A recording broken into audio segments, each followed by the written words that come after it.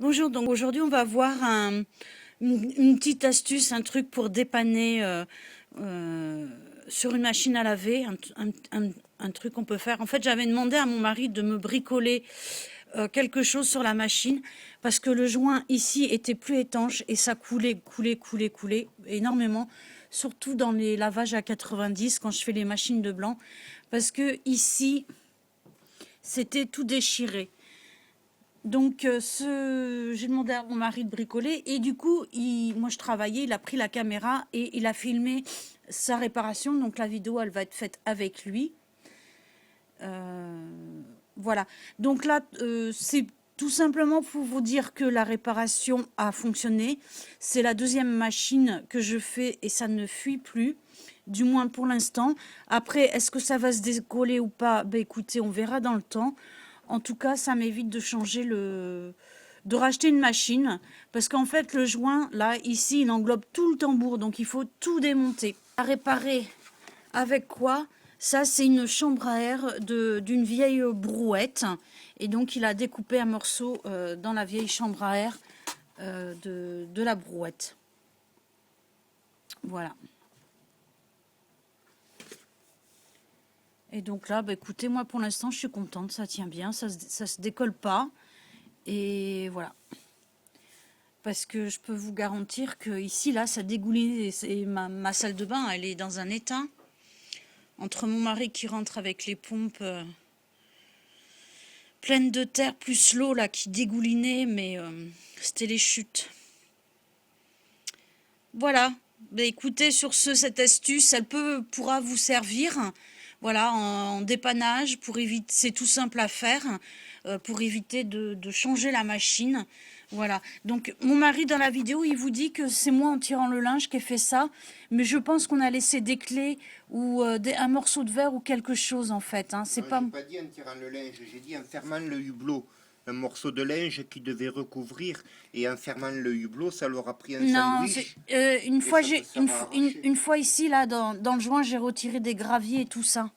Donc, je pense que. Voilà.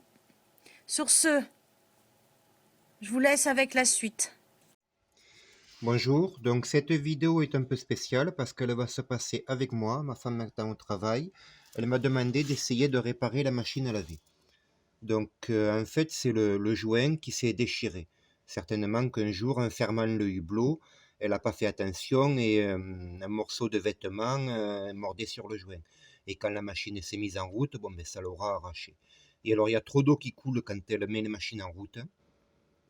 Donc j'ai eu une idée pour le réparer façon bricolage. Parce que s'il faut tout démonter, je ne me le sens pas. Voilà. Apparemment, j'ai vu des tutos sur YouTube et il faut démonter quasiment toute la machine pour accéder aux joints et démonter encore, ça pourra peut-être aller, mais après il y a le remontage. Donc, pour le moment, je laisse tomber cette histoire. Donc, je vais essayer de réparer. Donc, je vais y coller un morceau de chambre à air que j'ai découpé. Donc, j'ai bien nettoyé l'intérieur là où je vais, parce que je vais le coller à l'intérieur en application. Donc j'ai bien poncé au papier vert de menuiserie, hein, j'ai pas autre chose. Donc j'ai poncé l'intérieur du joint là, et j'ai poncé le bas, parce que forcément le morceau de chambre à air, je vais le poser là-dessus et il va remonter. Là il y a mon morceau de chambre à air que j'ai préparé. Il est aussi poncé au papier vert. Je vais le coller à la colle néoprène, à la sadette. Vous voyez, colle contact qu'on achète dans tous les magasins de bricolage. Alors je ne sais pas si ça va le faire niveau étanchéité. Ma femme vous donnera sûrement des nouvelles. Et donc je vous remontre la réparation. Donc si jamais vous n'avez pas eu le début de la vidéo, parce que le téléphone ne fait que couper et je suis en train de m'y énerver dessus. Donc j'ai découpé un morceau de chambre, c'est le joint qui était déchiré, sûrement par du linge qui était qui avait débordé. Quand elle a fermé le hublot, quand elle a mis en route, ça s'est arraché.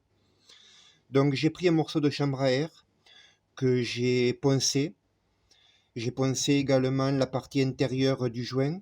J'ai appliqué de la colle néoprène sur l'intérieur du joint et sur le morceau de chambre à air. J'ai attendu 10 minutes que ça sèche.